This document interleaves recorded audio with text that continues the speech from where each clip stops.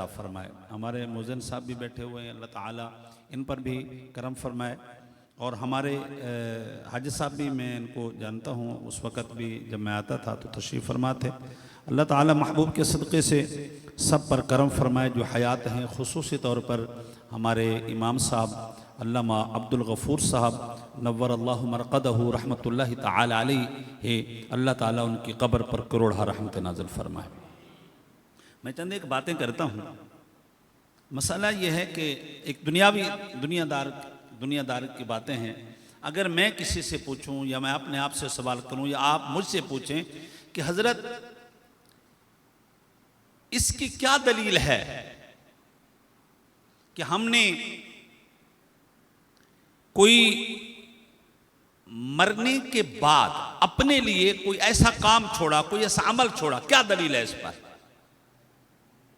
आप मेरे से कोई पूछे क्या दलील है, आपसे कोई पूछे क्या दलील है, हम सोचेंगे क्या दलील है, क्या आप सबूत दें कि भाई मैं मर जाऊंगा तो क्या सबूत मिलेगा? तो मेरे भाई, मैं खुदा के घर में बैठा हुआ हूं। हजरत अल्लामा मौलाना अब्दुल गफूर साहब जीता जागता सबूत छोड़ कर गए थे। ये आपके समझ में आ नहीं रहा है? जीता जागता सबूत छोड़ कर गए थे। मेरे हबीब ने फरमाया अगर कोई शख्स मर जाए तो सदका जारिया छोड़े। सदका जारिया क्या है? वालदुन सालिहुन यदऊ लह। फरमाया ऐसी औलाद छोड़े उसके मरने के बाद अगर उसके लिए बख्शिश का सामान पैदा कर दे। ये इस बात का सबूत है कि उस्मान की शक्ल में वो सदका जारिया छोड़ कर गया। वो सदका जारिया छोड़ कर गए। ये हदीस से पाक है कि अगर हम चले जाएं और हमारी बच्चे विरासत पर तो लड़े, जब बात आई साले सवाब की, जब बात आए इस्तिग़फ़ार की, जब बात आए दुआ की, अच्छा भाई अब्बा ने मुझसे बहुत प्यार किया था, अब्बा ने उससे बहुत प्यार था, अल्लाह अब्बा उसके घर में रहता था, तो मेरे भाई ये कोई सबूत नहीं है। सबूत यह है कि मौलाना अब्दुल गफूर साहब नव्वर अल्लाहु मरक़दहु यदु वलदुन सालिहुन यदऊ ला। फरमाया वो बंदा भी बड़ा खुशकिस्मत है, वो दुनिया से तो चला जाता है, अब वो दुनिया से छोड़ करके चला जाता है। अगर वो सदका जारिया देखना हो तो फिर ये देखना उसकी औलाद कैसी है। अगर उसके लिए बख्शिश का सामान करती है, दुआ का सामान करती है, निजात का सामान करती है, तो ये सबूत है कि उसने अपने लिए सदका जारिया छोड़ करके गए हैं। काश कि हम भी ऐसा छोड़ के जाए, काश कि हम भी ऐसा छोड़ करके जाए जहां पर हमारी औलाद जो है विरासत के लिए लड़े, वहां पर इस पर भी वो कोशिश करे कि हम अपने वालिदैन के लिए क्या करें, बख्शिश की। अच्छा अब एक और बात, मैं एक और बात आपसे पूछता हूं, ये बड़ी तवज्जो तलब बातें हैं। मैं अगर आपको कहूं कि हजरत या मुझसे कोई पूछे मेरे आबा चले गए, हमारे बुजुर्ग चले गए, हम उनको कोई तोहफा दे सकते हैं? कोई है सूरत हाल? तोहफा देना है, तोहफा अब्बा को तोहफा देना, अब्बा दुनिया से चला गया। अम्मा को तोहफा देना है, अम्मा दुनिया से चली गई है। परेशान है यार, दुनिया में शायद देते थे या नहीं देते थे, अभी तो दिल में ख्याल आता होगा यार नहीं अभी अल्लामा साहब बताएंगे ना, तो मैंने तो तोहफे देने ही देने हैं, गिफ्ट पेश करने हैं। तो सुनो अल्लाह तबारक व तआला ने मौलाना अब्दुल गफूर नव्वर अल्लाहु मरक़दहु को मोहम्मद उस्मान हसीबी की शक्ल में और भाइयों की शक्ल में और घर वालों की शक्ल में एक ऐसा औलाद छोड़ करके गए जो उनके लिए गिफ्ट का इंतजाम कर रहे हैं। हदीस पाक में है, मेरे हबीब ने फरमाया इन्ना हदियतल अहयाए इलल अमवाते अल इस्तिगफार लहुम, फरमाया ए जिंदा लोगों अपने मुर्दों को तोहफे पेश किया करो, अपने मुर्दों को गिफ्ट पेश किया करो, अपने मुर्दों को जो है तहाइफ दिया करो। या अल्लाह क्या देना है? फरमाया उसके लिए बख्शिश का इंतजाम किया करो, ये उनके लिए तोहफा होता है। आज है बरसी, बरसी ना उस्मान मियां, बरसी है तो हम तोहफे कब देते हैं? वैसे साल के बाद देते हैं, वालिदैन को साल के बाद देते हैं, बहुतों को जल्दी जल्दी भी मिल जाता है, वैसे अलग बात है। वालिदैन को हम क्या करते हैं? साल के बाद। ओए उस्मान भाई मुबारक हो, आपने वही तरीका इख्तियार किया जो शरीयत चाहती है, जो शरीयत का तकाजा है कि इन हदियतल अहयाए इलल अमवाते अल इस्तिगफार लहुम, फरमाया ये जो लोग अहया हैं ये अपने लोगों को तोहफा पेश करते हैं। उमूमी तौर पर तोहफे साल के बाद पेश किए जाते हैं। लोग हमसे पूछते हैं अले मियां बरसी क्यों मनाते हो, साल के बाद ये महाफिल क्यों सजाते हो? और मैंने कहा मेरे हबीब ने फरमाया ये होती है जो इस्तिगफार की महफिल होती है, ये हदिया होता है। आमतौर पर हदिये साल के बाद दिए जाते हैं, तो हम महफिले बरसी भी साल के बाद ही मनाते हैं।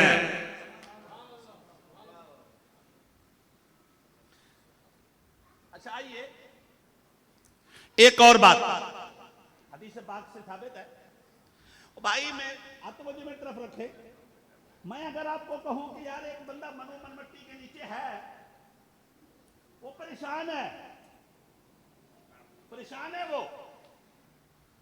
बचाने की क्या कंडीशन है? मनु, मैं हदीस पढ़ रहा हूं, ये सारे हदीस के अल्फाज हैं। मनोमन मिट्टी के नीचे है, बचाने की क्या कंडीशन है, बचाने की क्या सूरत हाल है? तो सुनो, मेरे हबीब ने फरमाया मल मय्यतो फिल कब्रे इल्ला गरीकिल इल्ला कल गरीकिल मुतगव्विसे, फरमाया जब बंदा कब्र में चला जाता है ना, वो ऐसा होता है जैसे डूबने वाला फरियादी। क्या समझ में आ रही है? उर्दू बड़ी फसी बोल रहा हूं। डूबने वाला, डूबने वाला। अब वो कब्र में चला गया। लोग हमसे पूछते हैं अरे मियां कभी तुम बरसी मनाते हो, कभी शशमाही मनाते हो, कभी सालाना मनाते हो, कभी दसवां मनाते हो, कभी तुमने इसाले सवाब की, ये सारे ढोंग रचा रखे हैं। मैंने कहा ना ना, हमने ढोंग नहीं रचाए हुए। मेरे हबीब ने फरमाया मल मय्यतो फिल कब्रे इल्ला कल गरीकिल मुतगव्विसे, मैयत कब्र में ऐसा होता है जैसे डूबने वाला। क्या कह रहा होता है? बोलो यार, क्या कह रहा होता है? क्या कह रहा होता है? क्या कह रहा होता है? अब वो कह रहा है बचाओ, मुझे बताओ दुनिया में ये जो मुनकरीन हैं, मेरा सवाल है मैयत के अंदर, कब्र के अंदर, मनोमन मिट्टी के नीचे मैयत कह रहा है मुझे बचाओ, मैयत कह रहा है मुझे बताओ, बचाने का क्या तरीका है?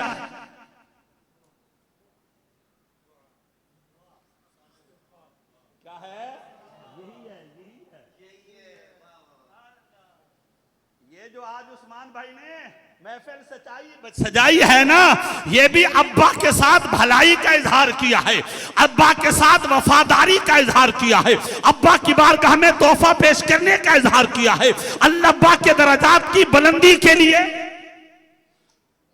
महफिल सजाई। हदीस पाक में इन्नल्लाह ला यरफउ दरजता लिल अब्दि सालिह फिल जन्नत, अल्लाह जो है वो जन्नत में किसी मोमिन का दर्जा बढ़ाता है ना, दर्जा बुलंद करता है, तो वो कहता है अन्नाली हाज़िही, या अल्लाह मैंने कोई नेक अमल तो किया नहीं है, नमाज मेरी बंद, रोजे मेरे बंद, सारा कुछ मौकूफ हो गया, जन्नत में दर्जा कैसे बढ़ गया?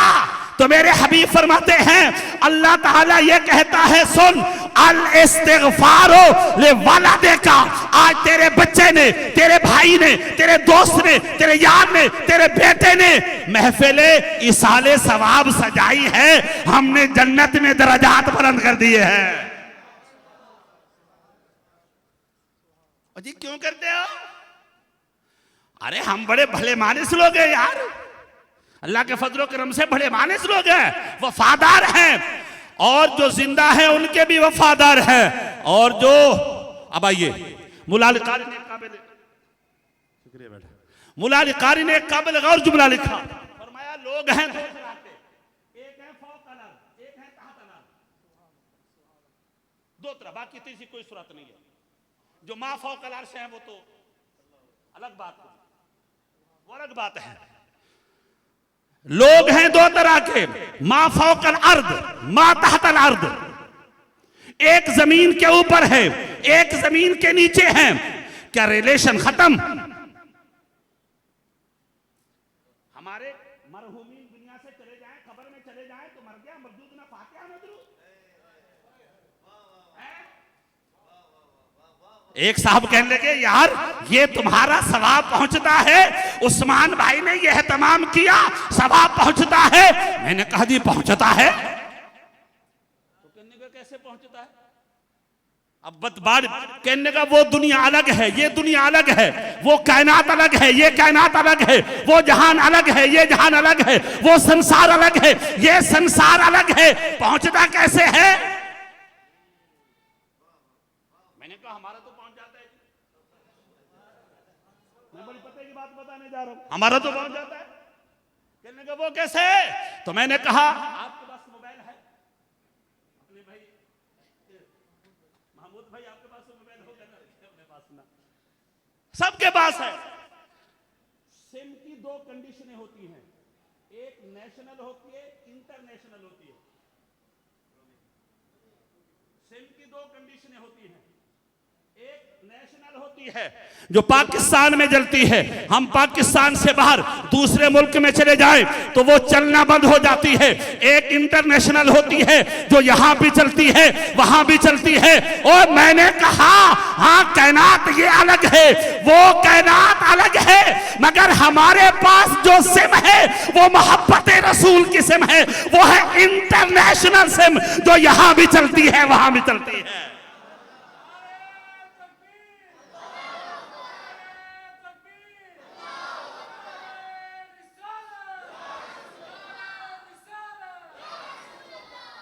आखिरी बात कह करके मैं हदीस का जुमला पढ़ रहा हूं। आमतौर पर हम ये कहते हैं कि भाई बेटा उस्मान आप जब छोटे थे देर से जाते थे, अब्बा इंतजार करते थे। हम जब घर, ये सारे हमारा तजुर्बा है, अम्मा इंतजार करती थी, अब्बा इंतजार करता था, और मैं हदीस पढ़ रहा हूं, खुदा की कसम उस्मान ये बात याद रखना, अब्बा आज भी इंतजार कर रहा है। मेरा अब्बा भी आज इंतजार कर रहा है, मेरी अम्मा भी आज इंतजार कर रही है। सुनो, अब्बा आज भी इंतजार कर रहा है। पहले इंतजार था कि बच्चा पहुंचे, आज इंतजार है बच्चा कुछ पहुंचाए। फर्क कितना हदीस पाक में है। मेरे हबीब ने फरमाया मल मय्यत फिल कब्र इल्ला कल गरीक़िल मुतगव्विस, फरमाया यंतज़िरु दावतन, यंतज़िरु दावतन तलहक़हु मिन अख़िन औ अबिन औ उम्मिन औ सदीक़िन। फरमाया ये भूल मत जाना, जब तुम्हारे बड़े कब्र में चले जाते हैं तब भी वो इंतजार कर रहे होते हैं, दुआ का इंतजार कर रहे होते हैं। कब बेटा मेरे लिए दुआ के लिए हाथ उठाता है, कब बच्चे मेरे लिए हाथ उठाते हैं, कब दोस्त और रिश्तेदार। और आज मौलाना अब्दुल गफूर साहब रहमतुल्लाह अलैह जहां उस्मान अपने बेटे उस्मान की दुआ का मुंतजर है, नमाजियों आज तुम्हारी भी दुआ का मुंतजर है। सदीक़न का लफ्ज़ मौजूद है, सदीक़न का लफ्ज़ मौजूद है।